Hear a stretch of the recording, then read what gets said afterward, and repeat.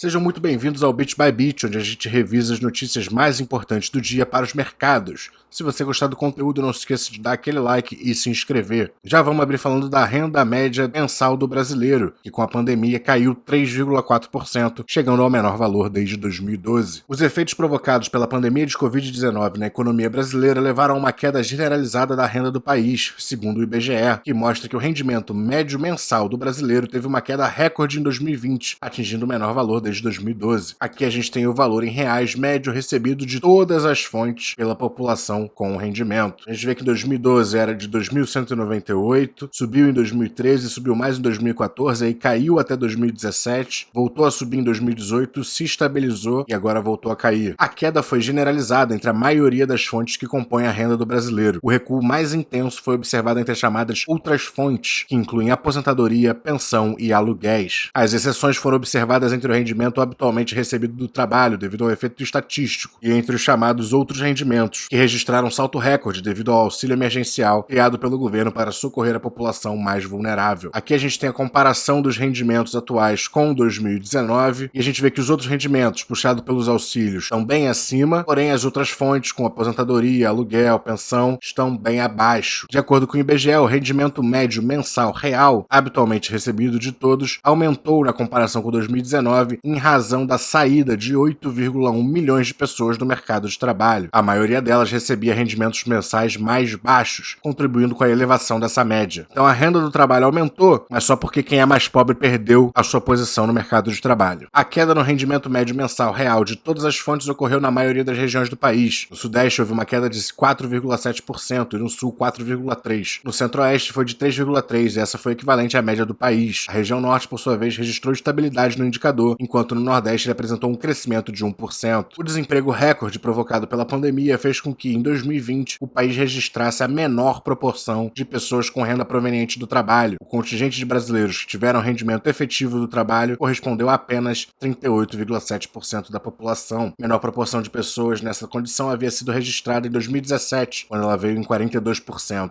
Em contrapartida, a proporção de pessoas com renda proveniente de outras fontes e de outros rendimentos bateu recorde. O aumento mais expressivo ocorreu na proporção de pessoas com outros rendimentos, que saltou de 7,8% em 2019 para 14,3% em 2020. Esse aumento ocorreu devido à abrangência do auxílio emergencial no país. Aqui a gente tem o gráfico da porcentagem das pessoas por tipo de rendimento. A gente vê que a gente vinha mais ou menos estabilizado acima dos 42%, 43%, e houve essa grande queda a 38,7%, e para compensar, obviamente, as outras fontes e os outros rendimentos tiveram que dar uma subida. A tendência de aumento do peso do rendimento de outras fontes e da redução da parcela correspondente ao rendimento do trabalho ocorreu em todas as grandes regiões, destaca o IBGE. Aqui a gente tem a composição da renda domiciliar per capita por tipo de rendimento. De vermelho, em 2020, o habitualmente recebido de todos os trabalhos, em 72,8%, uma queda, pois em 2012 era 75,7%, os outros rendimentos passaram a ser 7,2% e as outras fontes passaram a ser 27,2%. Agora, uma outra notícia nessa mesma linha é que a parcela de 1% com maior renda no Brasil recebe quase 35 vezes mais que a metade dos mais pobres. Segundo o levantamento, no ano passado, o rendimento médio domiciliar per capita dos mais ricos foi de R$ 15.816, enquanto a renda média do grupo mais pobre foi de R$ 453. R$ 453 reais, no Rio de Janeiro, onde eu moro, não paga uma vida com decência, não paga uma vida com dignidade. E essa é a média do grupo mais pobre. Para a média ser essa, tem gente recebendo menos que isso. Apesar da diferença expressiva, absurdamente expressiva, o país viu, em meio à pandemia de Covid-19, serem reduzidas as concentrações de renda e a desigualdade econômica entre a população. Em 2019, antes da crise sanitária global, essa diferença de rendimento dos mais ricos e dos mais pobres era de 40 vezes. Aqui a gente vê o índice de desigualdade econômica, que de fato teve uma queda em relação a 2019, mas ainda assim é uma disparidade absurda. O Nordeste foi a região com o maior índice de Gini, com o maior índice de desigualdade, seguido por Sudeste, Centro-Oeste, Norte e o Sul em último lugar. Vamos seguir no tema Brasil. O Banco Central entendeu que algumas fintechs têm tamanho de banco e está trabalhando em regulação, diz Campos Neto. O presidente do Banco Central indicou nesta sexta-feira que o Banco Central está em processo de refazer algumas regulações para fintechs, após ter chegado à conclusão que precisava exigir mais capital para as que cresceram e atingiram o tamanho de banco. Segundo o presidente do Banco Central, ele viu que precisava ter algum tipo de atuação quanto ao consumo de crédito para produto ligado a meio de pagamento, especificamente na parte parte de capital exigido. Abre aspas, aqui de fato a gente entendeu que algumas fintechs já tinham tamanho de banco nesses negócios, mas não estavam tendo requerimento de capital proporcional, afirmou o mesmo, complementando que o Banco Central tem feito exercício de adequação e está trabalhando em, abre aspas, alguma coisa. Ainda sobre o tema, o presidente do Banco Central afirmou que não constatou a existência de problema quanto à falta de igualdade no sistema tarifário. Agora vamos para os Estados Unidos, cuja Câmara aprova projeto de gastos sociais de 1,75 trilhões de dólares. O texto vai ao Senado. Lembrando que recentemente o Biden assinou a lei que autoriza aquele gasto de acho que 1,2 trilhões. Esse aqui é um outro projeto. Esse busca ampliar a rede de segurança social e combater a mudança climática. A Câmara aprovou por 220 a 213 votos. O endosso havia sido adiado devido a um discurso durante a noite do principal republicano que se opõe à medida. Não está claro qual será o destino do texto no Senado, em que os democratas Joe Manchin e Kyrsten Sinema levantaram preocupações sobre o seu tamanho e alguns de seus programas. O projeto foi substancialmente reduzido em relação ao plano inicial dos democratas de 3,5 trilhões de dólares, mas ainda busca investir milhões para expandir a educação, reduzir os custos de saúde e lidar com a mudança climática. Agora, no cenário corporativo, a Crescera Capital levanta 175 milhões de dólares com um SPAC para fazer aquisições no Brasil. Para quem não sabe, o SPAC é Special Purpose Acquisition Company, que é uma companhia de propósito especial de aquisição, que basicamente eles levantam um capital direto na NYSE ou na Nasdaq, similar a um IPO, só que como essa empresa ela só tem o único propósito de adquirir outra empresa, ela ainda não tem uma operação em si, é muito menos regulado, é muito mais fácil ela apresentar quem ela é, porque ela não é nada, então ela não tem operações e um monte de documentos para compartilhar com o mercado. Geralmente elas têm um período de tempo para executar e elas nem têm que indicar qual empresa que elas querem adquirir. Então é por isso que algumas pessoas até chamam de investimento cheque em branco, que você compra o SPAC, você compra a participação nessa empresa, que junta o dinheiro de vários investidores, bota na mão de algum gestor, e esse gestor pode basicamente adquirir a empresa que ele quiser dentro do capital que ele tem. E essa Crescera Capital, a antiga Bozano Investimentos, captou 175 milhões de dólares nessa sexta-feira na Nasdaq.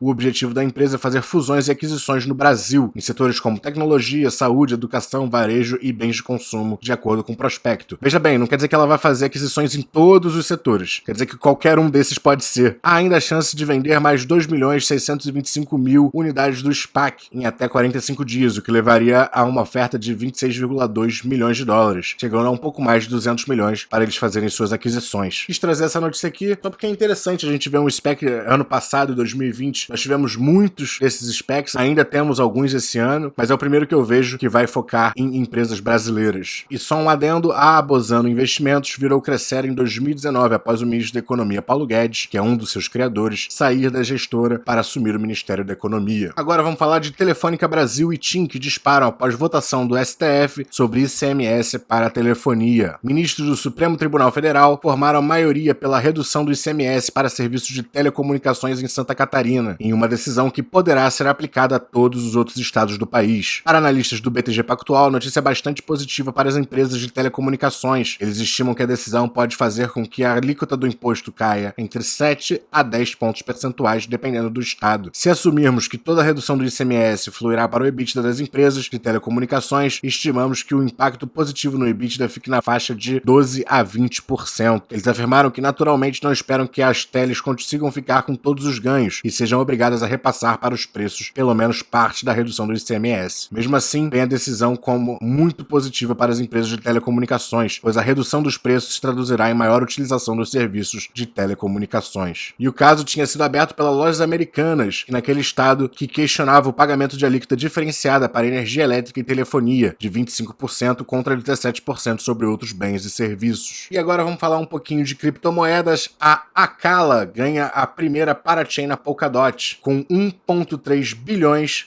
de dólares em DOT, o token da Polkadot. Basicamente, como funcionam esses leilões? Os projetos se apresentam para tentar ganhar essa parachain, para eles poderem criar seus projetos, né, desenvolver na blockchain da Polkadot. E aí os usuários, quem é holder, quem é detentor dos tokens DOT podem colocar os seus tokens como um poder de voto para os projetos. Esses tokens vão ficar presos por 2 anos, depois eles serão devolvidos aos detentores, e o projeto que teve mais apoio social da comunidade ganha o slot e pode construir seu projeto. A Acala teve na liderança 63% do tempo. Em segundo lugar ficou a Moonbeam, um outro projeto de finanças descentralizadas. Trazendo isso aqui basicamente porque é muito importante a gente ver, primeiro porque o Polkadot é um projeto muito interessante, uma tecnologia fantástica, e é muito bom a gente ver o início do processo de construção nessas novas blockchains. Isso é bom para Polkadot e isso é bom para criptomoedas em geral. E vamos agora para os destaques do Ibovespa. Dentre as altas, em primeiro lugar, a gente tem a CSN subindo 7,98%. Logo em seguida, a Telefônica Brasil subindo 6,81%. A TIM também está aqui subindo 5,15%. O Grupo Soma subindo 4,95%. Banco Inter subindo 4,78% e a Cyrela subindo 4,06%. Entre as quedas, em primeiro lugar, a Localweb caindo 4,26%, a Sul América caindo 3,4%,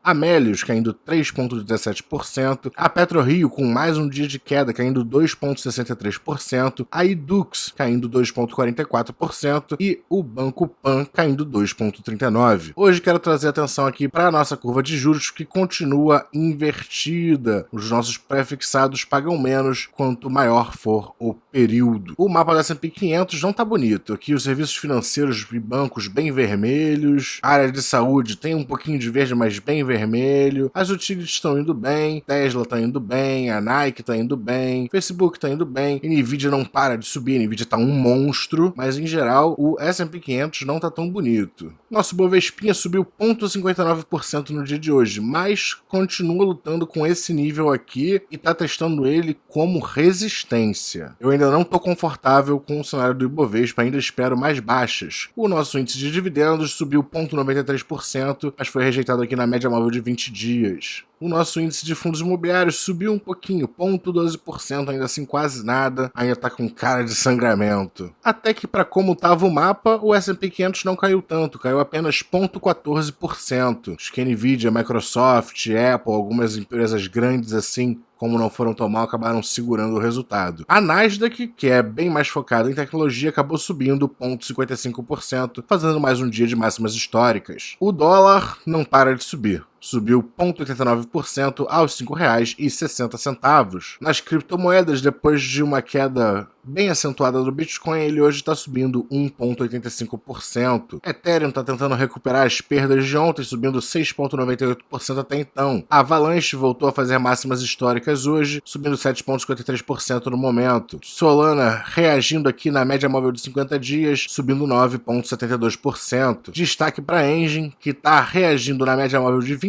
dias e fazendo máximas históricas e está subindo 21,29% até então. E bom, o Bit by Bit vai ficando por aqui. Se você gostou do conteúdo, não esqueça de se inscrever, dar aquele like e até segunda-feira.